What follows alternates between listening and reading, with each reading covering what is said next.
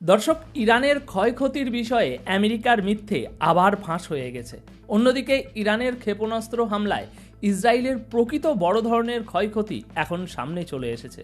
আর শুধু তাই নয়, গাজা নিয়ে ইরান এমন এক বিবৃতি দিয়েছে যা সারা বিশ্বকে কাঁপিয়ে দিয়েছে। তো দর্শক, এই তিনটি বড় খবর এখন আমি আপনাদের শোনাবো। 18ই জুলাইয়ের এই তিনটি খবর আপনার জন্য খুবই গুরুত্বপূর্ণ, তাই মন দিয়ে শুনবেন। আপনি দেখছেন এটাই রিয়ালিটি, আর আমি অনুপ বিশ্বাস। দর্শক, প্রথম বড় খবরটি হলো আমেরিকা নিজেই নিজের দাবি ভেঙে দিয়েছে। কারণ ট্রাম্প সাহেব বলেছিলেন ইরানের 3টি পারমাণবিক কেন্দ্র একেবারে ধ্বংস করে দেয়া হয়েছে, কিন্তু বাস্তবে দেখা গেছে শুধু একটি কেন্দ্রই প্রকৃত ক্ষতি হয়েছে। আর আমেরিকার মিডিয়া নিজেরাই এই সত্য সামনে এনেছে হামলার এক মাস পর, অর্থাৎ 18ই জুলাই।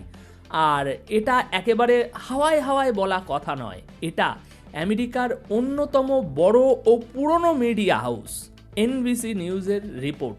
এই রিপোর্টে বলা হয়েছে, জুন মাসে আমেরিকা যেসব আক্রমণ চালিয়েছিল ইরানের 3টি পারমাণবিক কেন্দ্রে, তার মধ্যে প্রকৃত ক্ষয়ক্ষতি হয়েছে মাত্র একটিতে। বাকি 2টি কেন্দ্র যেমন ইস্পাহান, এতটা ক্ষয়ক্ষতি হয়নি যতটা বড় করে দাবি করেছিলেন ডোনাল্ড ট্রাম্প। দর্শক, এই রিপোর্টে আরও বলা হয়েছে ইরান চাইলে কয়েক মাসের মধ্যেই সেখানে আবার পারমাণবিক সমৃদ্ধকরণের কাজ শুরু করতে পারে, অর্থাৎ বোমা তৈরির জন্য প্রয়োজনীয় জিনিস তৈরি করতে পারবে। এখন এই সেই ট্রাম্প সাহেব যিনি গলা ফাটিয়ে চিৎকার করে বলেছিলেন যে অপারেশন মিডনাইট হ্যামার ইরানের পারমাণবিক শক্তিকে পুরোপুরি ধ্বংস করে দিয়েছে, কিন্তু এখন আমেরিকার নিজের দেশেরই কর্মকর্তারা মিডিয়াকে বলছেন আসলে শুধু একটি সাইটেই বড় ধরনের ক্ষতি হয়েছে, বাকি 2টি সাইট প্রায় অক্ষত আছে। কিন্তু এত কিছু প্রমাণ থাকার পরও আশ্চর্যের বিষয় হলো হোয়াইট হাউস এখনও নিজের অবস্থানে অটল। তারা বলছে সব কিছু একেবারে ধ্বংস করে দেয়া হয়েছে। এদিকে পেন্টাগনের ভিতর থেকেও এখন ভিন্ন ভিন্ন ধরনের কথা আসতে শুরু করেছে, আর তাই তো এই সব তথ্য এখন মিডিয়া পর্যন্ত পৌঁছে যাচ্ছে। এখন বড় প্রশ্ন হলো, ট্রাম্প কি সত্যি কথা বলেছিলেন, নাকি নভেম্বরে হতে যাওয়া মার্কিন নির্বাচনের আগে শুধু একটা রাজনৈতিক নাটক সাজিয়েছিলেন, যেটা শেষমেশ পুরোপুরি ফ্লপ হয়ে গেছে। দর্শক, দ্বিতীয় বড় খবরটি হলো, যদিও এক মাস আগে ইরানের ক্ষতি তুলনামূলকভাবে কম হয়েছিল, কিন্তু ইরান তখনই ইসরায়েলের অনেক বড় ক্ষতি করে দিয়েছিল, যার প্রভাব এখন ধীরে ধীরে সামনে আসছে। সর্বশেষ দাবি অনুযায়ী ইরানের ক্ষেপণাস্ত্র হামলায় ইসরায়েলের হাইফা শহরের একটি তেল শোধনাগার প্রায় $200 মিলিয়ন ক্ষতির মুখে পড়েছে। $200 মিলিয়ন, মানে হাজার হাজার কোটি টাকা। আর এই তথ্য প্রকাশ করেছে ইরানের সরকারি সংবাদ সংস্থা। দর্শক, ইসরায়েল ও ইরানের মধ্যে যে টানাপোড়েন চলছে তা এখন আর কেবল কথার লড়াইয়ে সীমাবদ্ধ নেই, এখন ক্ষয়ক্ষতির হিসেব দেওয়ার সময় এসেছে। চলুন হিসাব করি কার কত ক্ষতি হয়েছে। দর্শক, এইবার সবচেয়ে বড় ক্ষতি হয়েছে ইসরায়েলের সবচেয়ে বড় তেল শোধনাগারটির, যার নাম হাইফা বে রিফাইনারি। জুন মাসে ইরানের ক্ষেপণাস্ত্র হামলায় এই রিফাইনারিতে এত বড় ক্ষতি হয়েছে যে এর আনুমানিক মূল্য ধরা হয়েছে $150 থেকে $200 মিলিয়ন মধ্যে। এই রিফাইনারিটি পরিচালনা করে বাজান গ্রুপ, এবং এই কোম্পানি নিজেদের ক্ষতির তথ্য প্রকাশ করেছে। কোম্পানির পক্ষ থেকে জানানো হচ্ছে যে তারা এখনও পর্যন্ত 160 মিলিয়ন শেকেল, অর্থাৎ প্রায় $48 মিলিয়ন আগাম অর্থ পেয়েছে, যাতে প্রাথমিক ক্ষতি এগুলো নিয়ন্ত্রণ করে মেরামতের কাজ শুরু করা যায়। তবে এটুকু শুধু শুরু মাত্র। কোম্পানির ভাষায় আসল ক্ষতি এর থেকেও অনেক বেশি হতে পারে, কারণ এক অংশ ঠিক করতে গেলেই দেখা যাচ্ছে অন্য আর একটা অংশে সমস্যা বেরিয়ে আসছে, যা এতদিন বন্ধ ছিল।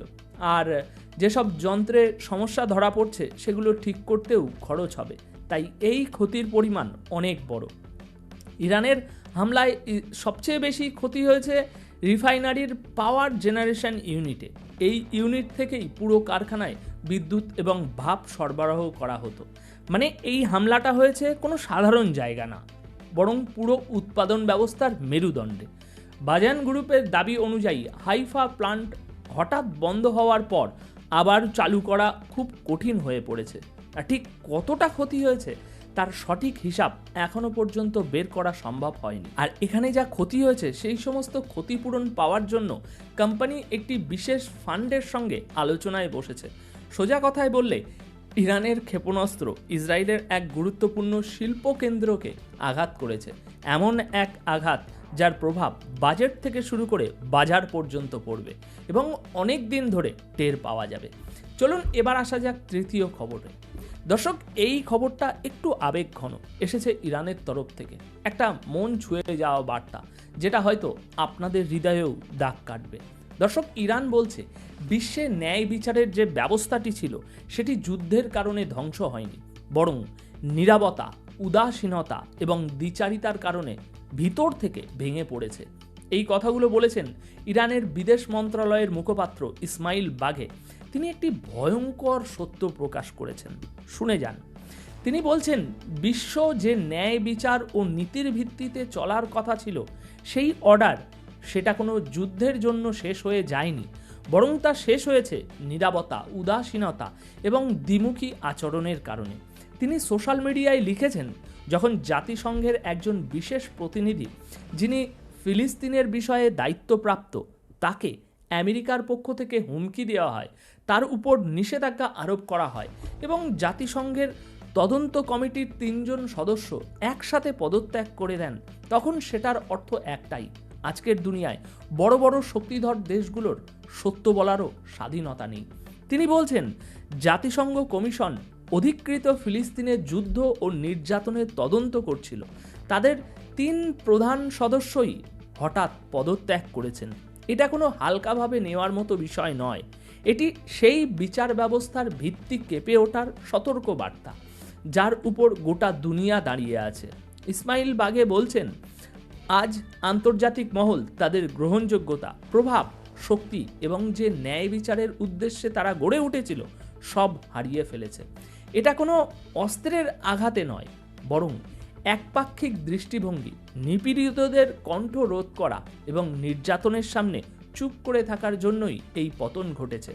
শেষে তিনি সেই কথাটি আবার বলেছেন যা দিয়ে পুরো বার্তাটি শুরু হয়েছিল এবং এখন সেটাই সোশ্যাল মিডিয়ায় প্রতিধ্বনিত হচ্ছে। তিনি বলেন, বিশ্বের ন্যায়ভিত্তিক ব্যবস্থা যুদ্ধের কারণে ধ্বংস হয়নি, বরং নীরবতা, উদাসীনতা এবং জুলুমের বিরুদ্ধে দ্বিচারিতা দেখানোর জন্যই ধ্বংস হয়েছে। দর্শক, এটাই ইরানের বার্তা দুনিয়ার উদ্দেশ্যে।